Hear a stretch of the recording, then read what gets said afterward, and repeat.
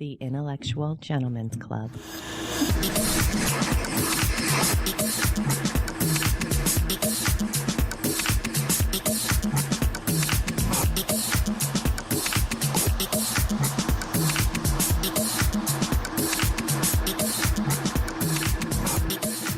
Welcome back, ladies and gentlemen, to the Intellectual Gentlemen's Club. We are at episode 17 with Wendy Tremayne. I just want to say thank you again for everybody for subscribing, sharing, discussing on iTunes, our website, social media. And today we're going to be sponsored by Ingenuity. Our affiliate sponsors are Amazon.com and Onnit.com. You can find our portal links right through our website, www.intellectualgentlemensclub.com. And you'll also find a PayPal button on there if you'd like to donate to the podcast. If you enjoyed what you hear today, share it with a friend. Any kind of sharing is greatly appreciated. We're also on iTunes, so anybody that gives a review and a star rating gets some extra internet karma out there. So thank you very much. Today we have Toby Aylesbury brought to you back to the podcast here. Welcome back, Toby. Don't call it a comeback. I've been here for years. I am Jason Abbott, of course, and like I mentioned, our guest today is Wendy Tremayne.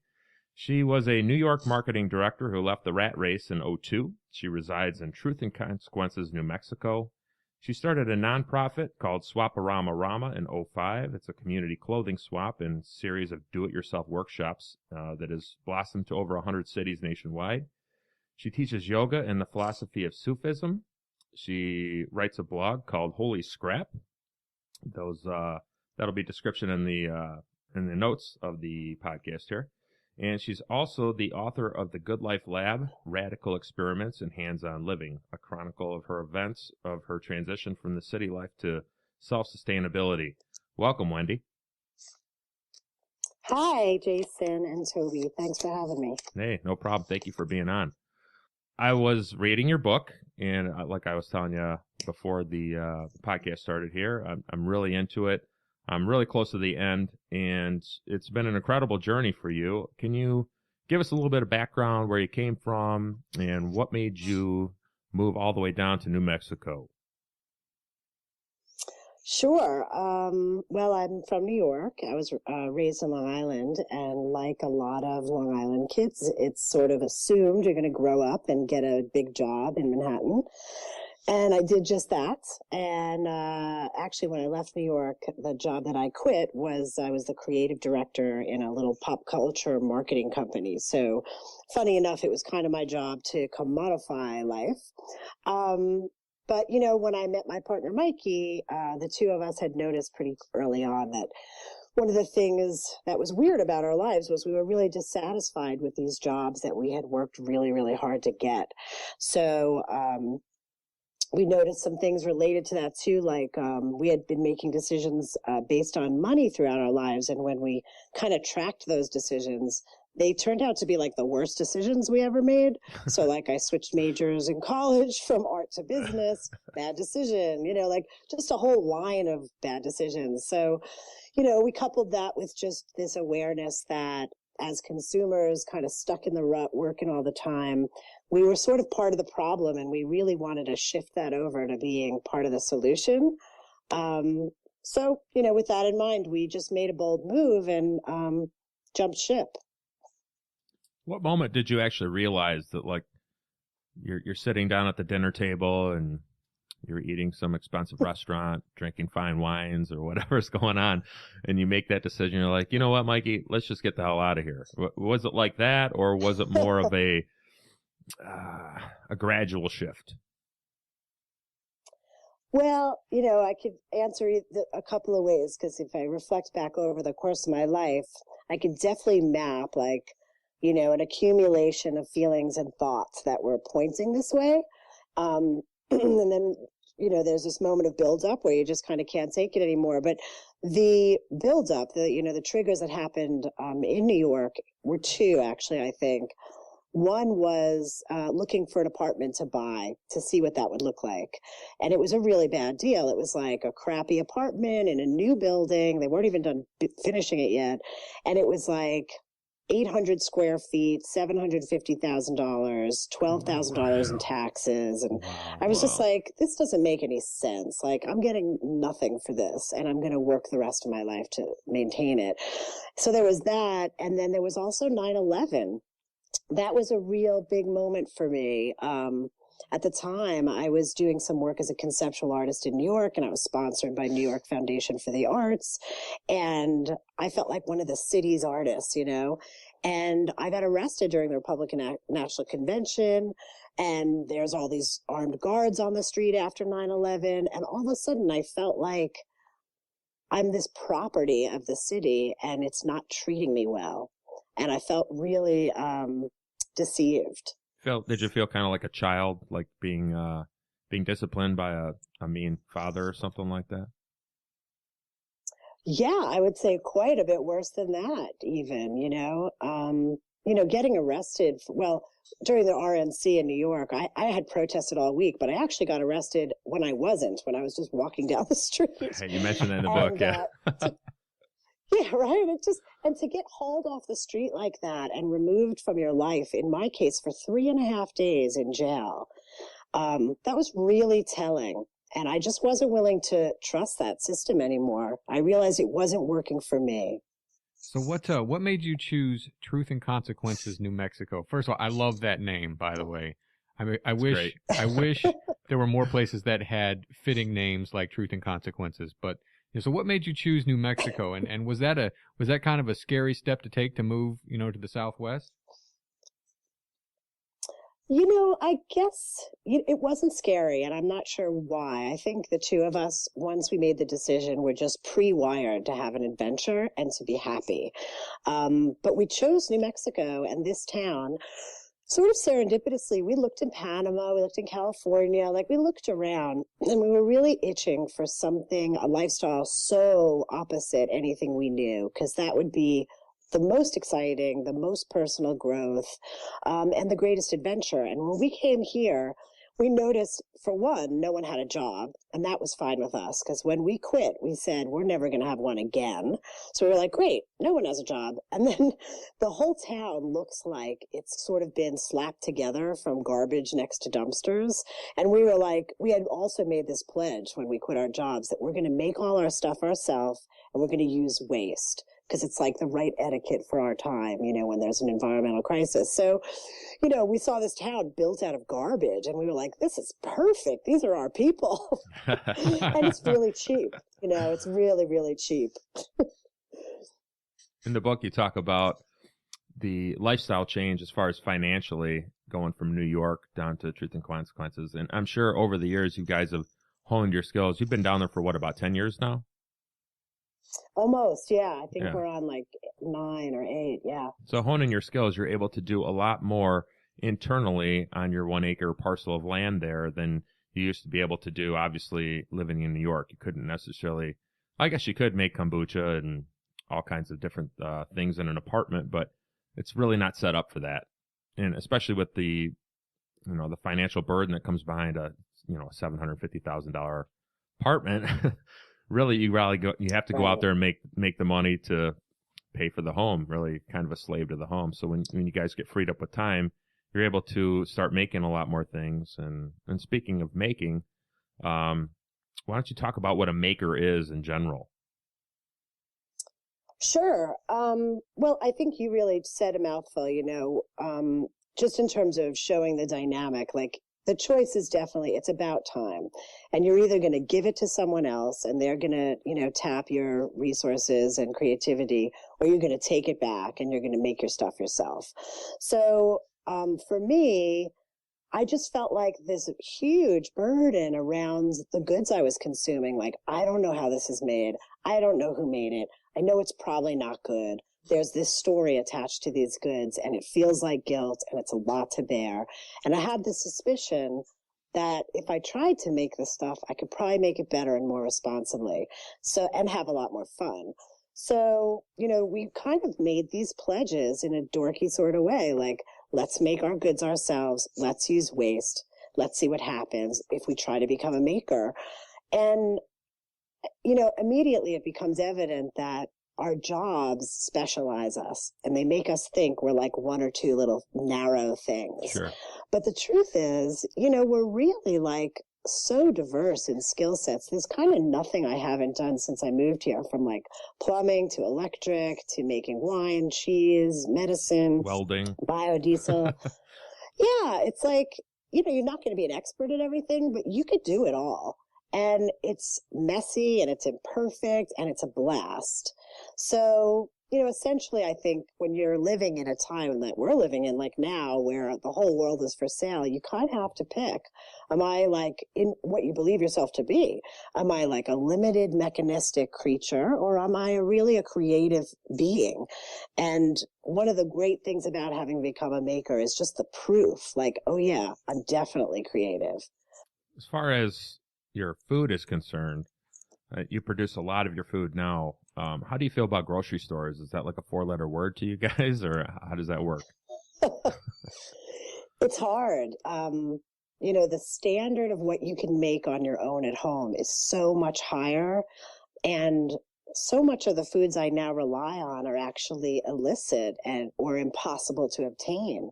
So, getting fermented foods with active microorganisms and bacterias, getting live cheeses, live milks. So you're basically talking about natural poisons, right? Natural poison? Yeah. Well, everybody so has this concept industry, of, raw materials is, if it's not pasteurized, it's going to kill you.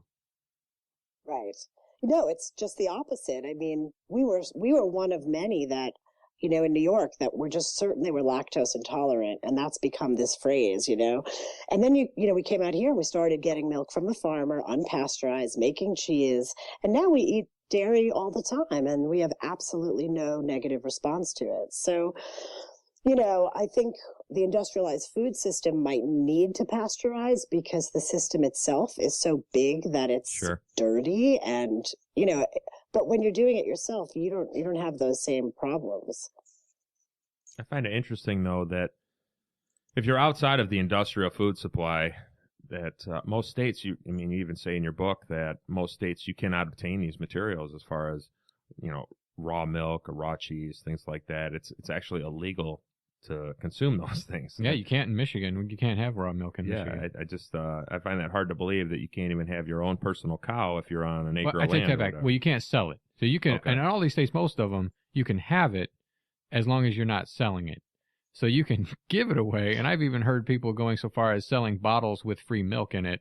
Mm-hmm. But I mean, like a party trick, right? It stretches a little bit, right? Sure. So it all depends on where you live and the local laws and things like that. But it does seem that they're trying to, force us into a corner of what you're allowed to eat and what you're allowed to think and convince us and have all these experts that tell us that all this raw stuff is bad for us. But I've heard so many people like you, Wendy, that have gone and done this and have their own raw foods and are thriving and feeling so much better, and the fog lifts and their mental processes are clearer and they're just doing wonderfully. I had that. My memory improved tremendously. You're going to have to remember but, to do all it's a funny, it's a funny thing. I think, this whole thing we're talking about with the food system, it's kind of based on this presumption that gets handed to us in this nonverbal way that we don't have common sense. So we're assumed to be not smart enough. And, it's interesting, as I live this lifestyle, I realize that essentially what I'm doing is recapturing the common sense. I think it's funny that we had a guest on, and she's a homesteader in the state of Michigan here, and she talked about how it was difficult to move out to the country and raise healthy meats and healthy food for her children who had very allergic reactions to the industrial food supply. I just think it's funny that the more specialized we get, like you were saying, we leave it up to everybody else. So let's say you're a plumber. Let's just take that for example. You're a plumber. You go to work 40, 50, 60 hours a week. You do that specialized and you come home. You don't have the time, obviously, to make food and to make clothes and make electronics and things like that. It's all kind of removed. So you rely on everybody else to to provide that for you, but you don't know exactly or even really think about where these goods come from. And from what I'm getting from your book here is what it's done is not necessarily connect you just to the earth, but connects you to the whole process of everything that is commodified. So you mentioned a couple times when you're, with different products, you're looking a little bit deeper. Where did this come from? Is it produced ethically? Is there a way that I can do this without, slave labor or whatever it might be from, overseas? So I find that interesting. Well, and Yeah. there's something to be said for specialization. I mean, as an economist and looking back on the history of industrialization, it got us to where we are. But I look at industrialization and specialization as kind of a cocoon. Like I say, it got us from where we were to where we are, but now I think it's time to open up that cocoon and and be more responsible, like people like Wendy are going back to, taking what we now know and taking it to the next level instead of living in this bogged down industrial, society where we now can take the knowledge that we've gained through specialization and get back to where we, kind of combine what we have now and go back to where we were before in a much better, healthier way. I don't necessarily think it's quite that simple, though. Me and Toby were talking prior to calling you in here on Skype. We were talking. It's very enchanting, and it's very appealing to be able to just kind of leave everything behind and just live off the land and do your own thing and not have to be at the beck and call of somebody all day long. And it doesn't seem like it's been a very easy road for you. It may have been very rewarding, but I know Toby and I, we have children. And I can tell you that my 8-year-old and my 12-year-old are not going to be happy if we just decide to up and move to the desert with no iPods and no electronics and things like that. So it's interesting. I think, hinged to what you're saying is the fact that they come from something else and they've already been acculturated. Whereas if they were raised this way, they would treasure it. I have a lot of friends out here who homeschool their kids. They had their kids out here, they live on farms. And when those kids, now some of them are like 13, and we teach them stuff too. And when they talk to me about their experiences of going to the city, they really describe it to be kind of horrific. Yeah, I'd imagine so. So, yeah, it's what you learn, it's all contextual. But I think also when you talk about that, this economy or whatnot has brought us to this sort of crescendo, this point, some of the things we do embrace, Mikey and I, are technology. I think we're really the beneficiaries of that, technological mass, the information stream. We learned a lot on YouTube. Again, I think there's a reason. It's because we had a few generations that dropped the knowledge, so no one was there to hand it off to me, and I wasn't raised that way, so there's this gap. But and had there been a continuous stream, I wouldn't have needed that technology so much. But I couldn't have done this without it. And we're connected to the world, while living remotely because of technology. Sure. In the book, you talk about Black Rock City and the gift economy, and it's not necessarily a barter economy, but a gift economy. I have a couple friends that have been to Burning Man. I really want to go next year. I'm really trying to push that through and get there in 2014. But when did you exactly go there, and was that a spark that kind of led you down the path, or were you kind of already in the middle of it when you went and saw that whole scene? Well, I guess I've always been a little bit on this path, Mm-hmm. even in like middle school. I remember just having adverse reactions to the commodification of culture and the materialism and kids competing over brand before they even had their first job and knew what a brand meant in monetary terms. I was always disturbed by it. But going to Black Rock, and maybe this could be a warning to you, a good warning, it really is for so many people like resetting your life's reset button. It's hard to not notice all the ways you've been full of shit with yourself, Sure. And then because you're living in this wonder world that doesn't exist anywhere else, you have contexts that you've never been in and can't be in without this special city with all these different rules. So, you just naturally start to open up because you're triggered in ways that this society won't trigger you. And it's great. And you grow really fast. And for me, that gift economy just triggered all my history of being frustrated with materialism. And as soon as I saw a working model of a gift economy, I knew the rest of my life was going to be different. That's cool. I give you mad props for doing what you've done. There's been so many times where I've actually thought about, how can I get off the grid? What can I do to quit my job? That, I don't have a terrible job. I have it relatively easy to a lot of different people out there. They're in worse situations, but I'm not happy with the work that I do. I don't feel that it brings a whole lot of joy to people's lives, and more or less it kind of contributes to the problem. So I'm searching on these different ways how to get out, how to kind of walk the line, I guess, walk the fence, and be in the world, but not of the world, I guess. Does that make sense? Yeah, sure. I think what you're describing is really like the sentiment of our generation today. Sure. And really it is. Everyone's looking for like, where's the meaning? How do I be meaningful in this weird context? And it is a struggle, The one thing we can remember, though, is, we're the engine that runs this civilization. It has no life of its own. So what you're giving to a job or to any way that you link into the economy is the most valuable thing in this world. So, we can take those skills and say, well, what skills am I really doing in this job? And we can turn them around and ask, how else can I use these skills? How can I use them to build the world that I'd rather see? So, we shouldn't feel impotent. We are skillful and we're just throwing them in the wrong direction. If you know what I mean. How does the gift economy work, and how do you take your skills and put them to work in a gift economy? Well, I started small, and all our stories will be different, but I was actually on the road because of Burning Man, driving across the country, and I hurt my hip and I needed to do something about it. The doctor in the hospital wanted to replace it, and I was like, hell no, I'm going to Burning Man. So I got some crutches. I started doing yoga. It worked. I got better real fast, and I decided, wow, this was a real treasure. I can't forget it. I'm going to make a pledge. I'm going to become a yoga teacher one day. And when I did, I followed through. I made that free to anyone who needed it.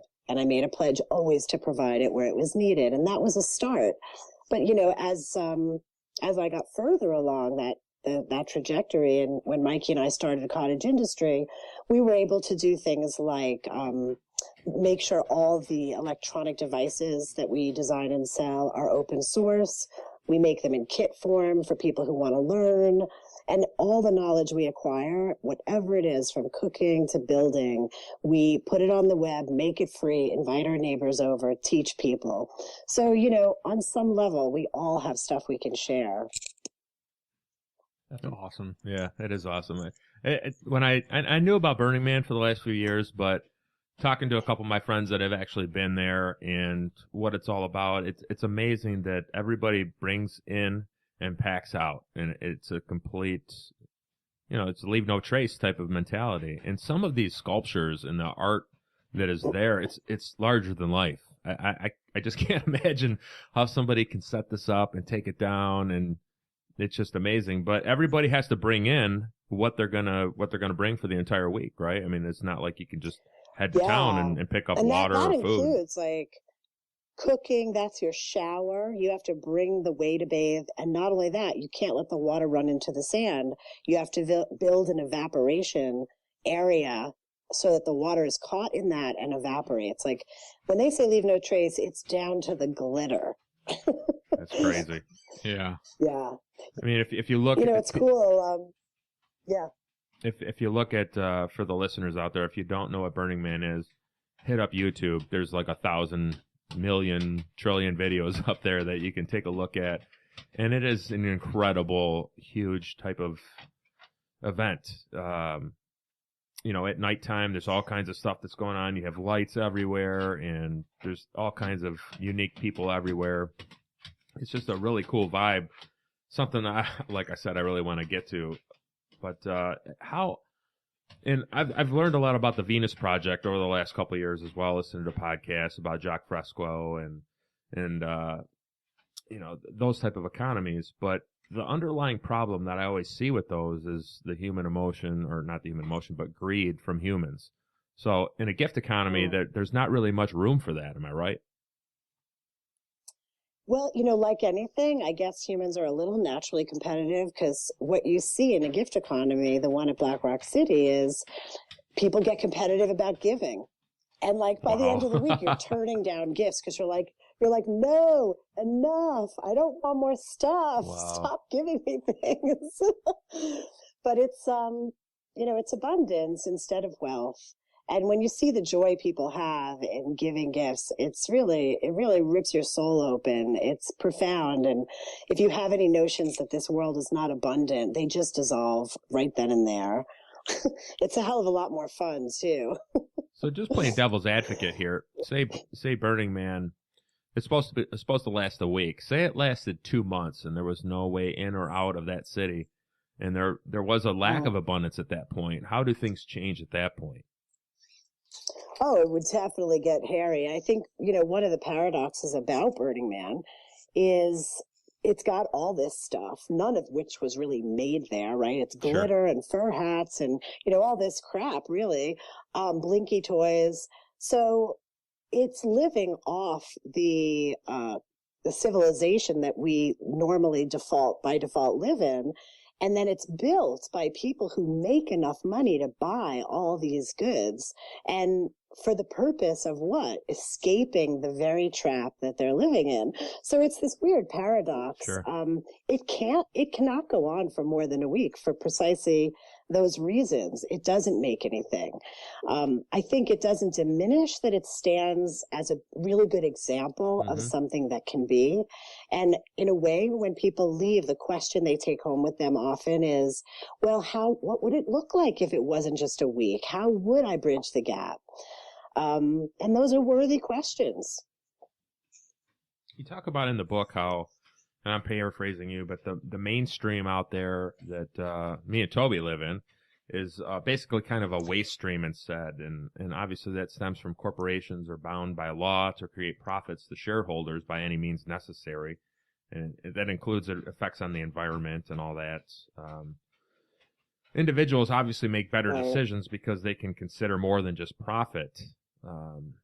So how can we take the mentality of the corporatocracy that we're in right now and transform that into something of more of an individual basis? I know it starts from individuals and everybody has to do their own part, but how can we get away from something like that? What's the solution? Do you have one? It's a great question. For me, there's like this dual thing, right? As you say, we have to live in a way that makes us not feel like a problem. We have to live in a way that, fills us up.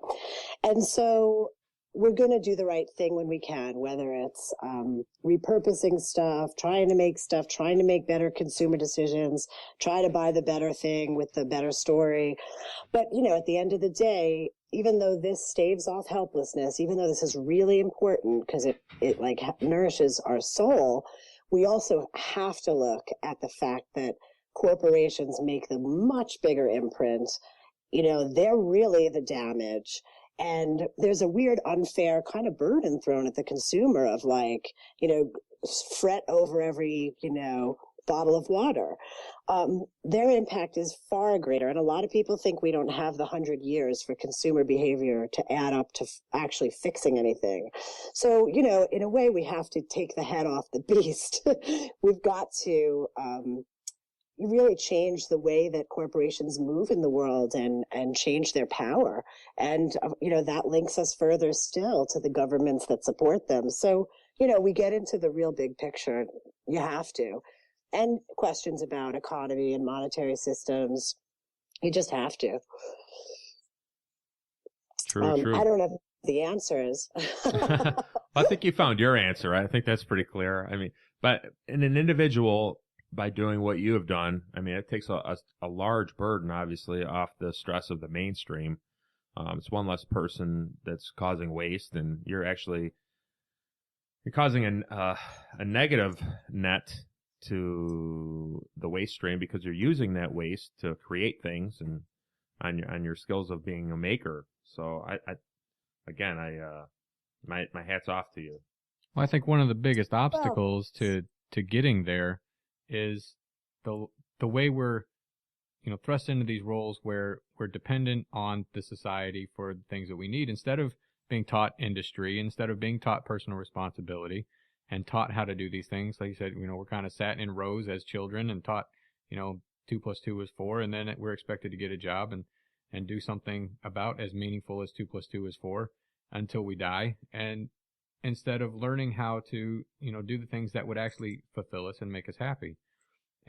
But the problem is now you've got so many people that are unwilling to do what you've done. I mean, they just like, well, that just sounds like an awful lot of work, man. Sure. So I think that's part of the problem now is, we've just gotten too lazy. Things have gotten so easy, when you can wake up in the morning and within 10 minutes you've got running water and electricity and everything you need done in 30 minutes, things that used to would have taken hours to make a breakfast. Now you can do it in 10 minutes in a toaster pastry. And, people, I think a lot of people would be unwilling to give that even just a chance, which is sad because I think they would be much more fulfilled.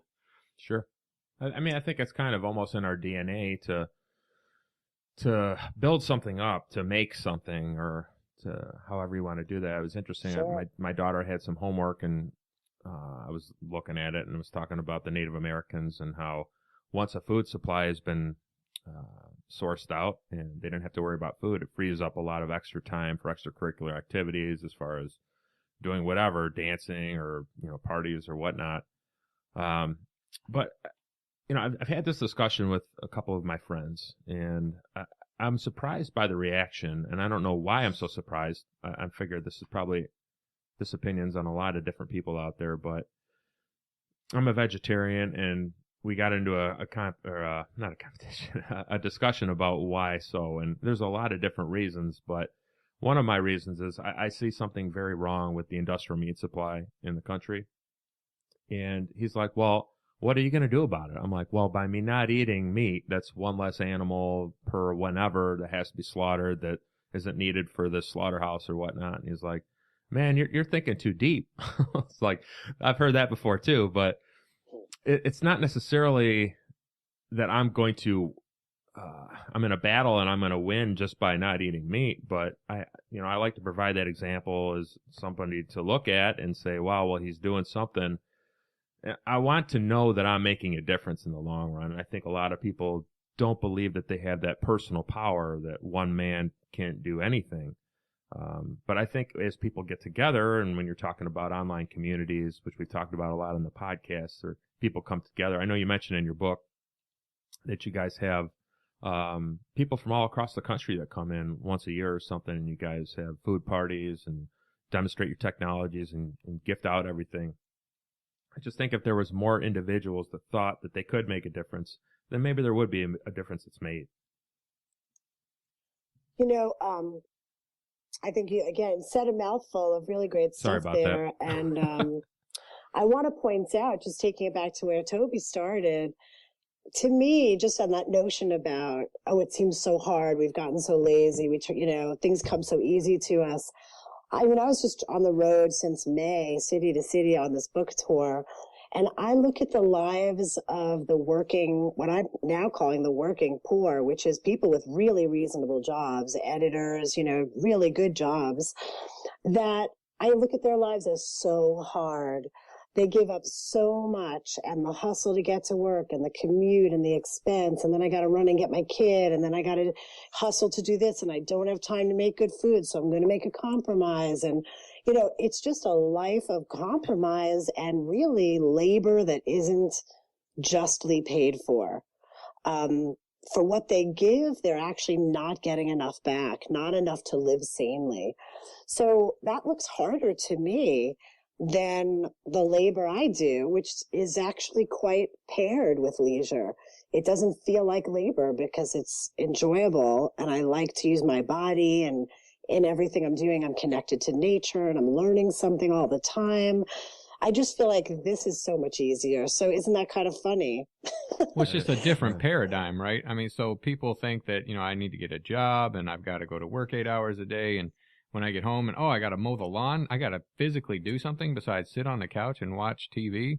And that's hard. Right. And so doing that day in and day out, I mean, it wears them down. But I think you're right. I think when you get out and you do something and you, at the end of the day, you can see the results of it, whether you're building your house or you're putting in a garden or harvesting from your garden, and you get to actually see that, truly, not just metaphorically, the fruits of your labor. I mean, I think that would really inspire people to want to do this. It's just getting people to that step is really, really hard, I think, sometimes because of the paradigm we've been brought up in. Like you said, we've got good jobs and we're supposed to be able to go to the market to do this stuff. Why would we spend time in a garden? Well, another funny aspect, taking it back to Burning Man is a great example of people, right, who have big jobs and don't have time to do labor. What do? When they're given an opportunity, they run to the desert, to a party their temporary ass city, off, right? And they build in the desert in 110, and they work so hard, and they're all, swinging hammers and drills and building these enormous things that as soon as they're done building it, it's like the last day of Burning Man and they light it on fire. What are they doing? Right? So they're taking back their labor and they're saying, I want to do this. This is my cure. And then I'm going to burn it so that I assure that I get to do it again. Yeah. Well, like you said, it's all about time, right? I mean, it's time. That's the one resource, that we can't hold on to. We can't pack it away. You can't make more of, and you never know how much you have. Right. And so to spend it as a wage slave day in and day out, just eking out an existence, I mean, it's almost the definition of insanity. Sure. Doing the same thing over and over again, expecting a different result. Right. But to put yourself to work. The weirdest thing is, essentially civilization is just taking nature, because there is nothing else, and then using all these weird systems to abstract it into forms that we call products, and then they're selling it back to us. And the cost is our lives. We are the engine that makes the goods in the first place. So, it's just so weird. Like, it's unnecessary is, I guess, what I'm trying to point out. You already own nature. It's our birthright. You're allowed to have it. You don't have to participate in this cycle in order to have what you need. I see this meme floating around on Facebook and on Twitter a lot. It's something to the degree of, it's a great risk to wager that by spending your time doing something now, you'll be able to find happiness later. And Toby, what you're saying, you don't know how much time you have left. And that's something that kind of hits me in the gut every time. Like, shit, I really don't like my fucking job, but it's something that, the ends justify the means. Something I want to break free from eventually. I don't know if you read Thoreau's Walden. Have either of you read it? Oh, yeah. I haven't. I love Henry David Thoreau. So I don't know if you remember. Ralph Waldo Emerson, all the Transcendentalists, good stuff.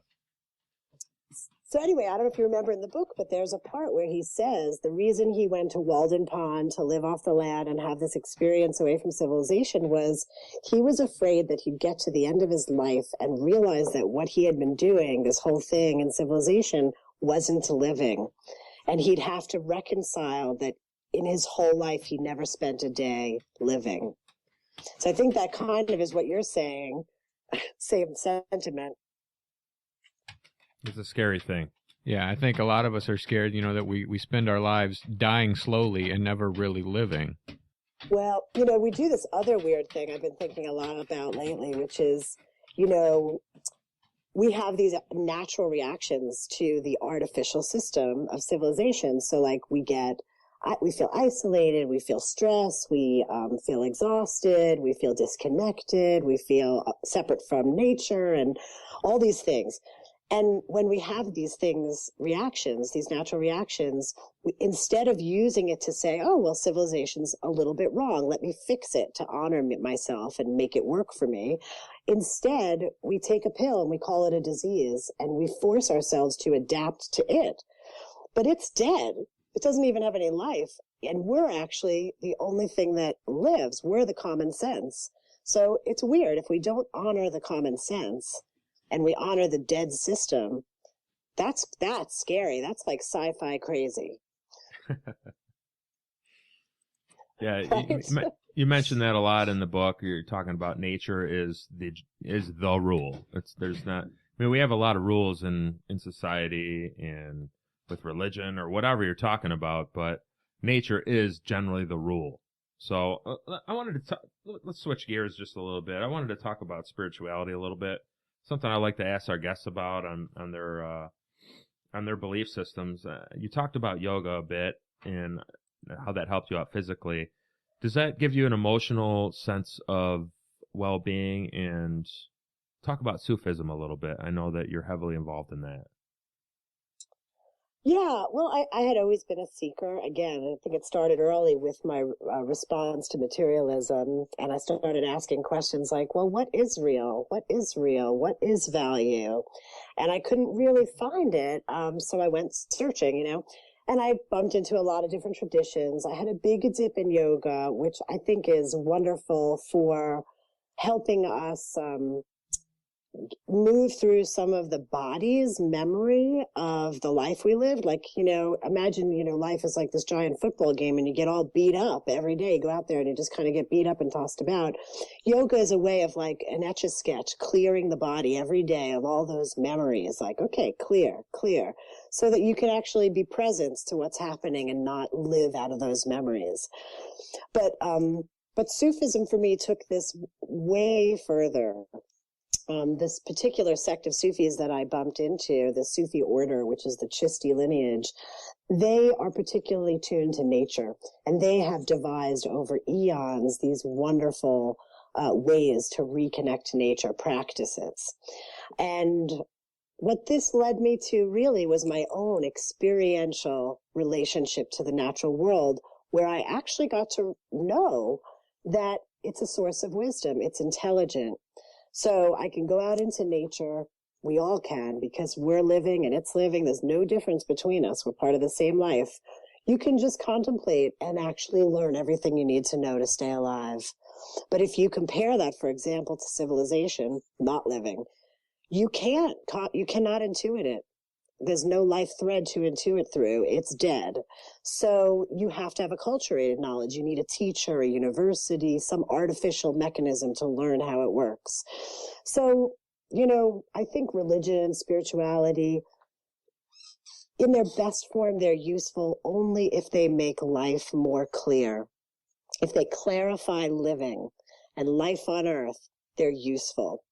And to me, that's where all of my studies and spiritual wandering has led me, back to a clarity of just being alive.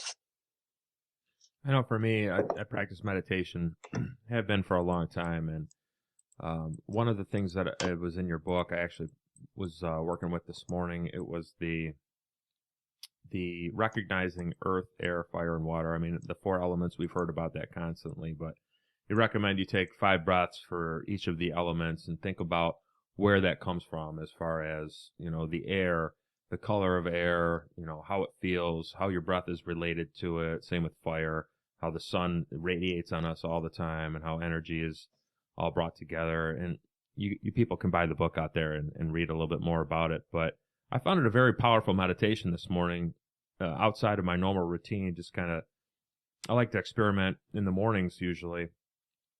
And as far as being in tune with nature, that is the ultimate rule. I mean, we didn't come here into a city.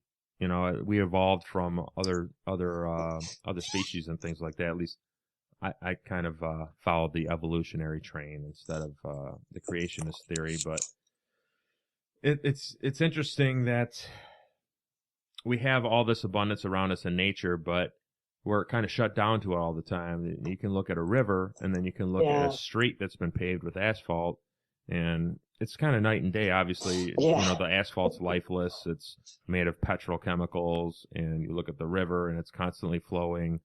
There's things that are constantly alive in it, and it can be polluted. I'm so glad you liked that meditation, Jason. Yeah. It's really meant, and for Sufis, that's a daily meditation, part of every morning. And it's really meant to dissolve the boundary that we perceive, which is not really there, that separates us from everything outside of us. So, Yeah, I mean, if you go back to the very roots of some of the words in our language, they point to that same place. Religion's root in Latin is relarge, which means reconnect. Nirvana means no difference. Universe means toward one. So, we have all these reminders that there's no difference between us and what's outside of us. And when we forget, we make civilizations that don't actually sustain life accidentally because we forgot. So, it's funny. Religion can be very non-religious when it comes down to it. When I hear about different religions and different philosophies, I always I'm intrigued because I think on the grand scale, everybody is trying to get across the same point, but they're kind of all down a different path. And if it takes somebody to believe in one thing to kind of get the picture, I think that's great. But I think a lot of times what happens is, religions and ideas can be corrupted by men and women. And when somebody corrupts an idea, let's face it, it ruins the whole thing. So when you look at religions like Christianity, Islam, Buddhism, Taoism, and when you're talking about different philosophies in the world, they're all revolved around this oneness. And I know, specifically with meditations and even with psychedelics that I've experimented with over time, they've all kind of brought me to this place where, okay, this makes sense. I feel one with the entire universe and with God and with all my fellow creatures on the planet, humans, animals, plants. And maybe that sounds hippy-dippy, so whatever, but I do believe that that's kind of where everybody is trying to get to. They want an answer. Why are we here? The big questions, that's kind of, everybody's trying to answer these, and I think they're all leading to the same thing. And when they're corrupted, when you see, situations like we're dealing with in the Middle East right now, where people are killing each other over ideals, I think it's a great tragedy because when you break down to the nuts and bolts in most religions, that's what they're really trying to get to, is the deep issues. I couldn't agree more. Yeah, it is really all the same things. And I found in my experience that it seems that each religion had a day, where it was super clear, or many days, or maybe repeatedly over time, where it was clear and the truth of it was very evident. And then as time progresses, it has down times where it's muddied, the truth is lost, it's not vibrant, and maybe it'll climb up again, But I think it's important for everyone to notice that they all contain truth.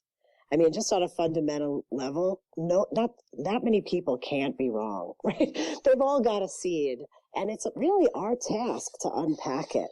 If you really want to know, this life and truth and beauty, it's our task to unpack all the crap around it that made it look so bad and realize there's something real in there, and just consider all the religions, humanity's collective history on what we understand about ourselves. We don't have to say one is better. They're all like one book, different chapters. Sure. And just as like a seed it's got all the genetic information in it to grow and to do its thing, whether it's a tree or a tomato plant or whatever it might be, humans have that seed in them as well. But I think the difference between a plant that has a seed and a human that has a seed idea is that it can be corrupted by other people. It can be corrupted by situations. And I think a lot of the religions and ideas and philosophies of history have been corrupted and ultimately caused a lot of great pain and suffering where, if you look a little bit deeper, you can find, the underlying issue with everything. So, well, it seems too that one of the ways religions go wrong is when people start to try and interpret the prophetic text literally. These are like art. They're metaphorical and they require the imagination. And the imagination has sort of gone south, in this industrial age of, practicality and science. So if we invite the imagination back in, we're, I think, a little more able to go back and read these texts the way that they were written, and not so much literally. It seems like literal translation really leads to problems. Toby, what's your thoughts on the whole religion ideals? Well, I think a lot of it you know, like you said, it starts with a kernel of truth, and I think a lot of times where it gets corrupted is, all right, how do we spread this? And you know what I'm talking about, Wendy, because you used to be in marketing. All right, how do we take this idea that's pure, that is innocent and perfect, and how do we get it out to people? Well, maybe we need to make it look a little bit like this, or maybe these people over here might appreciate it if it looked a little more like that. Tinker with it a bit. And so all of a sudden, in order to get your idea that was originally pure and perfect and wanting to do good and love and do something creative, all of a sudden becomes this ugly, perverse caricature of what you originally wanted to get across to people. And I think that's what's happened with a lot of religion, a lot of people who would call themselves religionists or followers, faithful followers of one faith or another, is that, they found some connection and it felt right and it felt pure and it helped them, like you said, find that truth, something that resonated with them, that made them feel one with other people and not just out there floating, in the military we call it out there flapping. And so, you felt a part of something and then it disappears. And then, so how do we get it back? How do we get it back? How do we get that feeling back? It's almost like that high that you get. All right, how do we reestablish? And so they try different things, and sometimes it works, and sometimes it doesn't. Sometimes it comes close, and they keep tinkering with it, and then, but like you said, sometimes they just have their moment. Sometimes it's just, the stars align, and you feel good in that moment with that person, with that idea, or that thought, or that philosophy, and it works. But just like nature, it keeps moving. I always love the metaphor of the river. The river can be beautiful every day, but it's never the exact same river. Never once. That's nice. And you've got to keep evolving. You've got to keep moving if you want to grow. And you need to experience different ideas to keep things fresh and new and pure, because it's just going to get stale and die if you don't. You have to keep living. You have to keep moving. Well put, buddy. Well put. That's a lovely metaphor for the river. And I think you're describing it so well. It's like a game of chase. Like, as minute you try to capture something, it's changed. How do you embed your interest in the continuity and the change? Well, I think the best part about it is not trying to hold on to that moment, but to experience each moment as new and fresh and pure. And that's really where that oneness comes from, because you weren't trying to get it when you got it. And that's what people seem to forget, is that when they had that moment, they weren't necessarily searching for a moment. They were searching for something, and they got that moment, whether it was meditating, or for me, I get it a lot when I'm running or doing something like that. But, you're not searching for it. It all just kind of works together in that one moment, and then you move on to the next moment. And when you try to recapture a moment in time, it's like trying to catch that same handful of water in that river. That water's gone. It's down the river. Somebody else is experiencing that cup of water now. And you just need to take the next cup of water or the next moment and appreciate it for what it is. That's a great point, man. And I think a lot of times where all we really have is the moment now. Like, the past is gone. You're never going to get that back. The future hasn't happened. There's no sense in really worrying about it, but we all do. But once you find that moment, that oneness, like we're talking about here, the all-encompassing feeling of well-being, you try and hold on to that, and then by holding on to that, it's gone. It's something that you can't really hold on to. You just if I'm experiencing something in a meditative state, I just try and take it for what it is in the moment. I appreciate it for what it is. I know it's not going to last forever, although I wish it would. But as soon as I try and have an end game to my meditation sessions, or for whatever I'm trying to do, if I'm trying to search that feeling, if I'm seeking it out, I'm not going to find it. It has to come on its own, like you're saying. It's funny, guys. I hear you both saying the same thing in different ways, which is that you trust something. So you're both trusting that another moment will come. You could let go of this one, but there's this implied trust, which I just think sounds really beautiful. Well, that's how we come into the world, right? We trust that everything is going to be taken care of.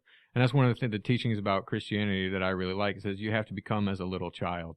And kids don't expect, they don't think that they're entitled to anything. They don't expect the next moment. They just live in the moment. And they're so pure and they're so innocent. They're not They're not looking for the next moment. They're not hoping for the next moment. They're just living it.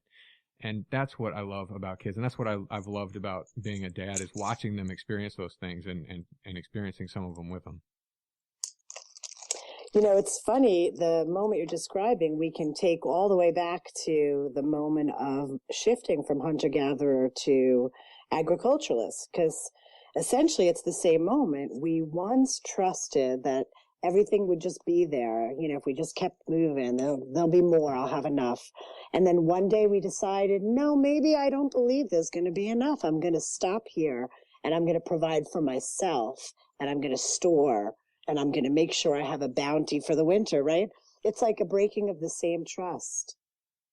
Yeah, and I think that's, hoarders probably take that one step further, as, you know, it's where, you know, and to a degree, you know, compared to somebody like yourself, I almost feel like a hoarder. Like, I live in a house, I have all this shit inside. Most of it I never use. I think I'm far from a hoarder. My wife would be horrified by me saying that, because she keeps a very clean house, but I think the concept is, you know, you can build on that. And if you don't feel like there is an abundance out there and you don't trust that something will be there, then that's maybe where that whole paradigm comes into play, where, wow, you know, I need to save this nut for the winter, but it might be just this trinket that means nothing to anybody, but it's something to hang on to. So I don't know. I hope I don't ever get down that path. I like to keep more of a simplified life. But everybody's got their own degree of, you know, stuff that they're holding on to, I guess. We have such weird relationships with objects too. I mean, if you think about it, they really say so much about us and how we are in a moment, you know? I mean, look at the waste stream right now, how everyone's buying all these consumer goods and then like working so hard to buy them and then pushing them to the curb so quickly. I often wonder if it's because we know the cost that they actually came at to life, and we're like, have shame and we want to not look at them. So we buy them to fill some weird void, and then we just don't want to see them and we push them out the door. It's interesting. Yeah, and I don't know that, I think that if you've ever watched Hoarders on TV, I mean, there's obviously something that's a little bit different with these individuals, to where, you know, they've been scarred in the past and things like that. And I've often wondered if there's things out there that are different treatments. You know, you can talk to a psychiatrist all day long, but we've talked about ayahuasca on the show here a little bit, and I'm curious if these hoarders out there would have the same type of experiences on after an ayahuasca treatment that, you know, a lot of people kick addiction with, because it's really in the same type of realm. So, Wendy, have you had any experiences with psychedelics that kind of ushered this change into you? Yeah, well, how many people get through Burning Man without True. Yeah. I definitely had is it a psychonaut? Was that the right word? Portion of my life. And you know, some of psychedelics were really a great teacher to me as well. I would consider them one of the teachers I've had. Ayahuasca in particular, you know, I've always found with ayahuasca that was the gateway where you learn what you have permission to do. So every time I used ayahuasca, I would have an interaction with a female, usually like a plant or a snake, who would let me know, like yoga, for example, if I have permission. And then I felt really empowered after that. Where did you have your experiences at? Back in New York, I had a good friend who is an ethnobotanist who studied in Peru, and I just had a good setup to be able to have those experiences. It's been a long time. Sure. Yeah, it's something I'd like to experience. I haven't dabbled yet. I've had good friends tell me that it's important to have it in a natural setting, as far as like in the jungle or something like that. But I would be willing to try it in a city environment, but I just haven't. I'm not really in those circles. If anybody out there wants to reach out to me, you can hit me up on the website, grab me, hit me up through email.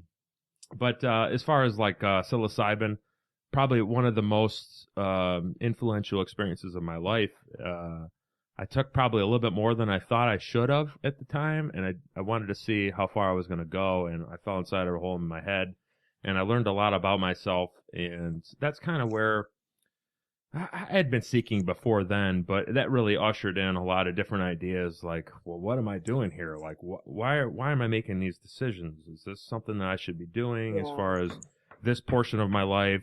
Am I balanced? And it really brought a lot of balance to my life. I haven't had quite an experience like that in some time, but definitely one of the most influential experiences of my life. It's such an interesting time right now because they're becoming popularized, and ayahuasca in particular. And I think as I watch that happen, I know some groups that are really into it and kind of, encouraging kids to get into it. I think I really want to just say from my experience, one of the things I would like going out with those messages is these aren't substances you're meant to use again and again and again. They're really medicine. Like, these are gateways that help you map that a particular way of experience exists, so that once you've mapped it, really, it could take just one time of it being mapped so that you can come back to your life and learn to access that same space and gateway without it. It's funny you mentioned, So, you mentioned map. Important to note, it's not recreational, Sure. It's funny that you mentioned mapping, because we actually had on the director of communications to MAPS, the Multidisciplinary Association for Psychedelic Studies.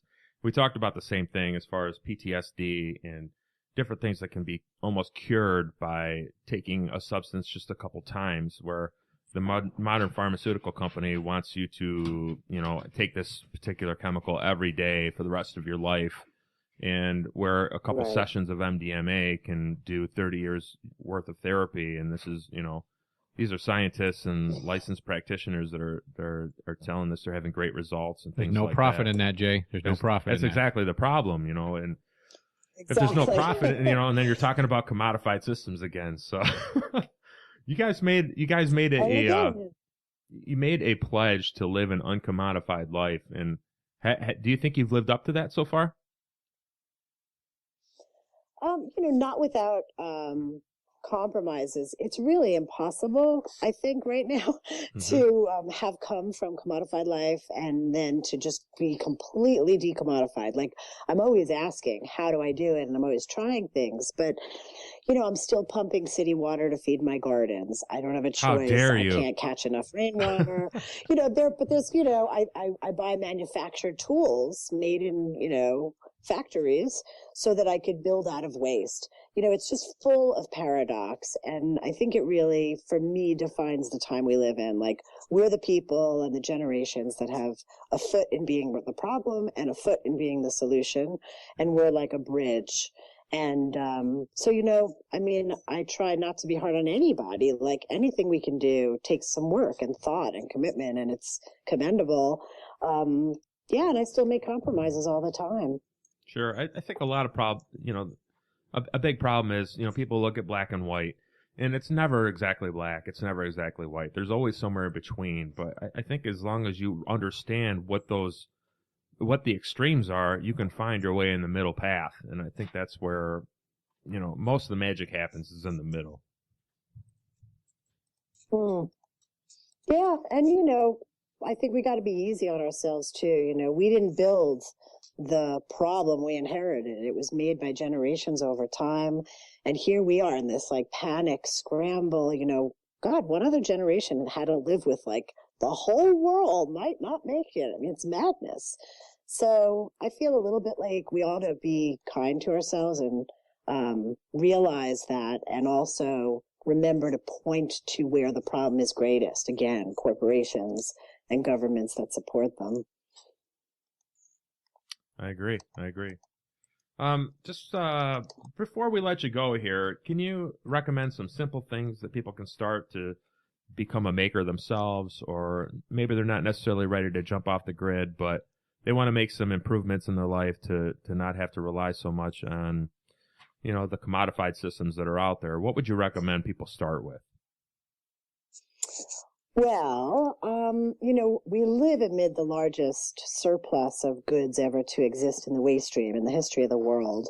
So for one, I would recommend to everyone to do what I did in New York and I'm still doing, which is seek materials from the trash. It's all there. And instead of, you might consider starting to buy some tools so you can just make modifications. And, when you modify garbage, it's different. The cost is already accounted for, right? It's on its way to landfill. If you make a mistake, if you screw it up when you're learning to make stuff and you started with waste, it's no big deal. It's still going to go to landfill, right? Yeah. Yeah. So it's just such a great entry point for people. And then, it's nice to make a list of stuff I used to buy and stuff I no longer buy and just see what can I move over? Maybe it's toothpaste. But I would just say, speaking broadly, what I've noticed is people don't actually realize that if you do toothpaste and then you go to food and then do some domestic goods, if you actually just start making stuff, they don't realize that your economy to be alive shrinks radically. They think it won't put a dent, but it's not just a dent. I mean, you can live on so little. It's unbelievable and actually have higher quality goods. So just start, even if you don't know how. That's become a mantra for me and Mikey. And that's really what any of us has to do, because we weren't raised to know how to do all this stuff. We weren't raised to be makers. So you just have to keep starting, even though you don't know how to do it. No, that's, I try to live my life that way. 90% of success, I tell people, is just showing up. And you never know unless you try. And half the stuff I do at work every day, I've never done before. And I don't want to tell my business partners that, but a lot of this stuff, I'm just making it up as I go along. Fake it till you make it. That's right. So, yeah, you never know what you're capable of until you give it a try. You don't know if you can, build a rocket ship unless you give it a shot. Sure. Cool. Yeah. Well, thank you both for joining us again tonight. Toby, it was great to have you back after your long sabbatical of the IGC. It's great to be here. Wendy, I really appreciate your time. It's been great talking to you. Thank you. I really enjoyed it. Take care, guys. So, where can we find you, Wendy? Where can our listeners find you? I know you got the website, the blog, the book, Facebook, Twitter. Why don't you give that stuff out? Pimp yourself out here. There's so many. Yeah. Well, the book is called The Good Life Lab, and there is a Facebook page for it, and it scrapes my blog. So that's a great way to connect. The blog is blog.holyscraphotsprings.com. And then, if you Google around Wendy and Mikey or my full name, we've got, I'm on Twitter under my name. Mikey's got a Flickr account, which is really informative. Just Google around. We're pretty omnipresent on the internet. She's off the grid, but on the internet, people. I know, isn't it weird? We have tons of really great YouTube videos that teach real specific skills. So that would be another nice way to connect in. Fantastic. Okay. Yeah, well, and I'm on a book tour still. So if anyone's in Northern California, Arizona, hop online and Google me and you'll find my tour schedule. I would love to meet. Perfect. Yeah, definitely. I recommend the book. Like I said, people, I've been reading the book. It's got real great, simple, helpful tips on how to do different things to kind of get off the grid a little bit in your own way and just make some things for yourself and feel that pride for yourself. So all the descriptions for Wendy's sites and ways to connect will be in the podcast description. So definitely click on those links and we'll get you guys connected. So again, our music today is brought to you by Secrets, just as it is every week. And his free track can be found on SoundCloud. Again, you can please visit our site at www.intellectualgentlemensclub.com. We have all the podcasts on there, all the IGC crew that's been on there. All the podcast episodes are completely free. And they're available on iTunes, on Stitcher, many different podcast directories. You can go ahead and click that out. We have the Twitter page, IGC Cast, and the Facebook page. If you need to reach me by email, you can get me at igccast@gmail.com. And again, if you want to support us, just share out the episode. That's the most important thing. If you want to support us financially and help cover our web hosting, PayPal button's probably the best way to do it, or the Amazon and the Onnit links on our website. Until then, Toby, thank you again. Wendy, thank you. And hang loose out there, everybody. Thanks, guys.